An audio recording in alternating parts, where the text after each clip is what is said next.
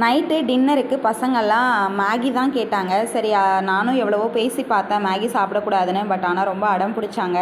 சரி அவங்களுக்காகவே இன்றைக்கி வந்து மேகி செய்யலாம் அப்படின்னு சொல்லிட்டு மேகி தான் செஞ்சிட்ருக்கேன். யூஷுவலாக செய்கிற மாதிரி தான் வெஜிடபிள்லாம் ஆட் பண்ணிவிட்டு கொஞ்சம் தண்ணியெல்லாம் ஆட் பண்ணி நல்லா தண்ணி கொதித்து வரும்போது மேகியை ஆட் பண்ணி நல்லா தட்டு போட்டு மூடி வேக விட்டுட்டேன். அதுக்குள்ளே எக்கு ஸ்க்ராம்பிள் பண்ணிக்கலாம். சரி எக் மேகி மாதிரி பண்ணி கொடுக்கலாம் அப்படின்னு சொல்லிட்டு எக்கு தான் ஸ்க்ராம்பிள் பண்ணிகிட்ருக்கேன்.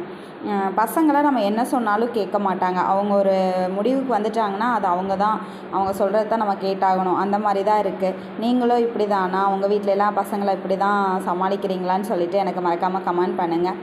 அதுக்குள்ளே மேகியும் வந்துருச்சு. இப்போ எக்கை ஸ்க்ராம்பிள் பண்ணி அது கூட ஆட் பண்ணி நல்லா மிக்ஸ் கொடுத்துட்டு அப்புறம் எல்லோரும் ஒன்றா உட்காந்து நைட்டு டின்னர் சாப்பிட்டோம். பசங்க இருக்கிறதுனால டைம் போகிறதே தெரியல.